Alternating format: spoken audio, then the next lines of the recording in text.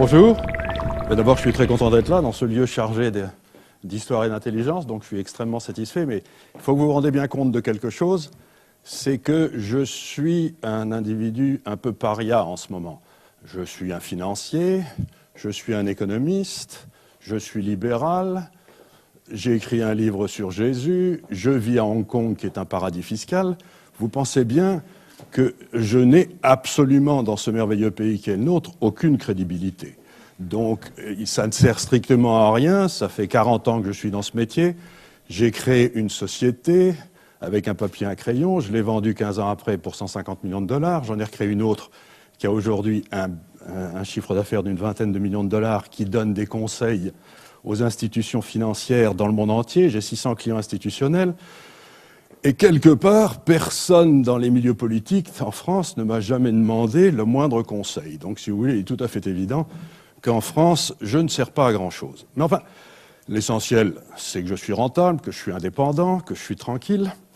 Et je voudrais essayer de vous expliquer pourquoi cette crise de l'euro qui a commencé était, un, inévitable, et deux, que ça va se terminer probablement assez mal.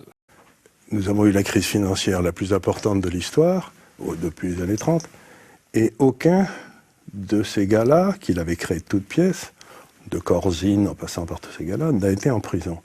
Donc la question essentielle, c'est qu'est-ce qui se passe exactement? Et là, je rejoins l'analyse d'Olivier.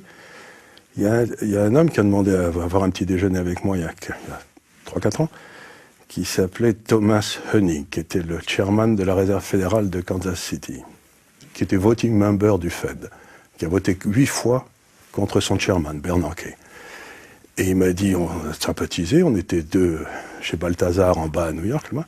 Il m'a dit, Charles, il faut que je te dise quelque chose, tu m'es très sympathique. Depuis la fin des années Clinton, il y a une plutocratie qui a pris le contrôle des États-Unis, avec les 3 grandes banques que tout le monde connaît, et cette plutocratie gère la masse monétaire et le système financier américain au profit de cette plutocratie. Et la grande question, c'est comment allons-nous, Américains, récupérer notre démocratie? Donc, il ne faut pas s'imaginer une seconde. Nous avons aujourd'hui une mafia qui a pris le pouvoir. C'est une mafia qui est quasiment criminelle. Et il ne manque que de courage politique. Ouais, mais vous soulevez quelque chose de très intéressant, c'est-à-dire que cette plutocratie qui finance, on va dire, les présidentiables aux États-Unis, a mis la main aussi sur la Banque centrale directement. Regardez simplement les nominés de la Banque centrale. Qui est banquier central dans le monde aujourd'hui? Ils sont tous passés à un moment ou à un autre par cette plutocratie. Vous parlez de l'école de Chicago? Non, c'est pas du tout l'école de Chicago. Je dirais plutôt, c'est tous les banquiers centraux sont passés par Goldman Sachs. D'accord. Tous. Il y en a plein qui ne sont pas passés par Goldman Sachs. Ouais, si vous voulez, il y a aussi autre chose qu'il faut dire des États-Unis qui m'inquiète passablement. Et Dieu sait que j'ai été un soutien des États-Unis pendant très très longtemps, et je le suis encore. C'est l'extraterritorialisation du droit américain. Les Américains ont décidé aujourd'hui qu'ils pouvaient appliquer leurs droits en dehors de chez eux, ce qui est une perte de souveraineté inimaginable pour les autres pays. On l'a très bien vu dans l'affaire de la BNP, qui, à partir du moment, si vous voulez, la façon dont ça se passait dans le temps... L'arbitrage, c'est ça? L'arbitrage à l'américaine. Ben, c'est pas l'arbitrage, si vous voulez, c'est que d'un seul coup, les Américains ont décidé qu'ils pouvaient juger un individu extérieur qui servait du dollar parce que c'était américain, ou une société, alors même que ce dollar était réparti à 2 personnes qui n'étaient pas aux États-Unis. On a vu des affaires qui sont passées comme ça. La BNP a ramassé une énorme claque là sur ce coup-là, et alors que c'était tout à fait inattendu. Donc d'un seul coup, ils ont décidé que puisque le dollar était américain, toute transaction qui avait à faire avec le dollar était automatiquement justiciable aux États-Unis. Ce qui est un abus de pouvoir et qui, à terme, met en danger le rôle du dollar. Les Américains exercent un pouvoir énorme car ils nous disent, si vous ne le faites pas, vous serez interdit du dollar. Or, si vous êtes interdit du dollar, vous pouvez fermer. Donc, il y a un pouvoir américain exorbitant. Exorbitant, il est ce qu'il est, et je ne vois pas que ni l'Europe, ni le Japon, ni la Russie, ni la Chine puissent, dans un délai de 10 à 15 ans, contrecarrer ce pouvoir-là. Ils disent, si vous ne faites pas ce qu'on vous dit, si on vous les ordres qu'on vous donne, vous êtes interdit de dollar. C'est-à-dire qu'à ce moment-là, vous êtes puni. Ils ne vous disent pas, vous avez le choix.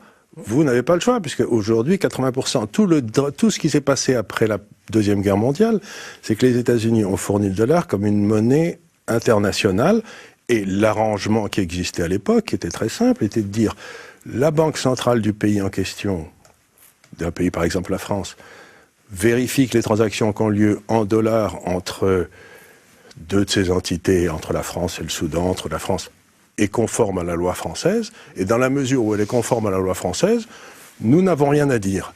Ils ont fait un reversement de charge de la preuve totale, il y a à peu près 7 ou 8 ans, il y a 7 ans, et ça a complètement transformé le monde. Donc qu'on ne me dise pas, ils ont tout changé, qu'on ne me dise pas que c'était comme ça avant, ça n'était pas comme ça avant. Aujourd'hui d'ailleurs, la meilleure preuve, c'est que les Chinois sont en train de monter un truc avec une carte de crédit. Toutes les cartes de crédit à l'arrivée sont soldées aux États-Unis, puisqu'elles sont toutes américaines. Maintenant, vous pouvez avoir une carte de crédit qui est soldée en Chine, en renminbi. Mais avant, vous ne l'aviez pas. Donc, ils ont favorisé une position de monopole, et l'ayant favorisé, ensuite, ils l'exploitent à leur profit. C'est ce que j'appelle du banditisme. C'est ce que j'appelle du banditisme.